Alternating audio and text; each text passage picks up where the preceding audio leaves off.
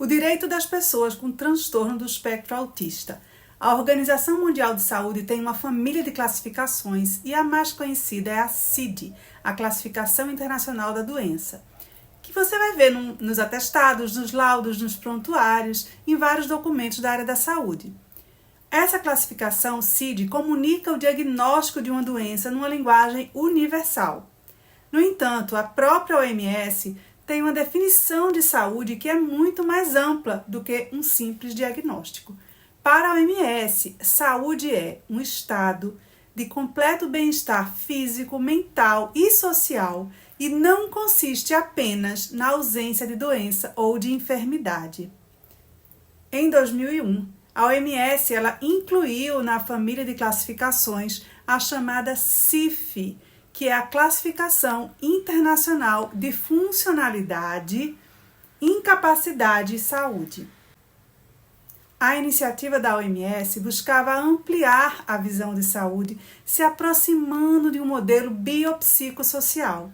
Dessa forma, ela permitia sistematizar, codificar e padronizar o modelo biopsicossocial. A CIF não exclui a CID, elas são complementares.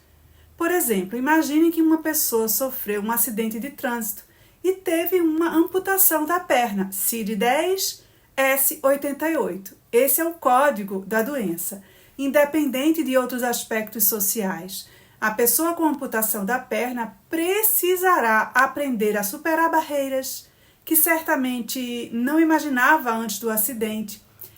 E o sistema de saúde, seja ele público ou privado, vai precisar disponibilizar recursos para acolher e minimizar essas dificuldades do amputado. Mas se você pensar além da CID, que é o CID-10-S88, se uma pessoa com amputação de perna precisa subir um morro para chegar em casa, se mora sozinha, se não tem escolaridade, as barreiras e impedimentos que essa pessoa tem são imensamente maiores do que outra pessoa em outro contexto. Isso considera o quê? O modelo biopsicossocial.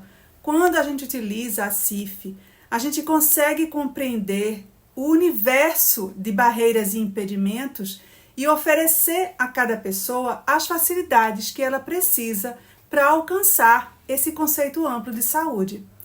Com a CIF, nós conseguimos observar uma escala de alterações em 3 dimensões: funções do corpo, atividade e participação e fatores ambientais. Nas funções do corpo, é possível indicar desde nenhuma deficiência até uma deficiência completa. Por exemplo, vamos tirar aqui as funções mentais que envolvem a atenção. É possível indicar uma alteração leve, uma distração ocasional para algumas tarefas ou uma incapacidade para manter a atenção e o foco em qualquer contexto, que aí estaria configurando ali uma alteração completa da atenção. Vamos imaginar aqui atividade e participação. Essa escala vai variar de nenhuma dificuldade até uma dificuldade completa. Imagine que você tem o domínio da comunicação. Uma pessoa que pode ter uma dificuldade de iniciar uma conversação, mas uma vez abordada, ela desenvolve uma comunicação eficiente. E uma outra pessoa que tem dificuldade de iniciar, de manter, de finalizar, de trocar uma ideia. A gente está falando de comunicação, mas a gente consegue ver um espectro amplo de diferenças nas duas situações. Nos transtornos do espectro autista, as alterações de estrutura e função do corpo, como o próprio nome já diz, envolvem um espectro de possibilidades, que quando combinadas as alterações de atividade, participação e fatores ambientais, podem resultar em várias condições. A CIF ela possibilita agrupar as pessoas com TEA em diferentes realidades, que vão muito além de um diagnóstico CID-10 ou CID-11, porque a doença envolve um espectro amplo de alterações na estrutura e na função do corpo. Então, quando a gente pensa em saúde no modelo biopsicossocial, as barreiras estruturais, mesmo que consideradas leves, podem resultar em grandes impedimentos de atividade e participação efetiva na sociedade. Pessoas com deficiências leves também precisam de apoio para minimizar essas barreiras. embora a CIF seja utilizada oficialmente na análise de pessoas com deficiência frente ao requerimento do benefício de prestação continuada LOAS, muitos profissionais de saúde desconhecem essa classificação.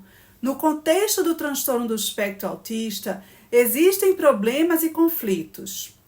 Acessar os profissionais especializados, ter uma visão biopsicossocial do paciente muito além do diagnóstico pela CID, distribuir recursos escassos de forma equitativa, ter evidência científica das abordagens, definindo quais grupos se beneficiam mais dessa ou daquela abordagem, aplicar critérios em benefícios assistenciais com uma visão biopsicossocial. Qual é a proposta de solução? Fortalecer a CIF como um instrumento para promover o direito das pessoas com o transtorno do espectro autista, entendendo a saúde como bem-estar físico, psíquico e social e que permite a participação efetiva dessas pessoas na sociedade. E como a gente pode fazer isso?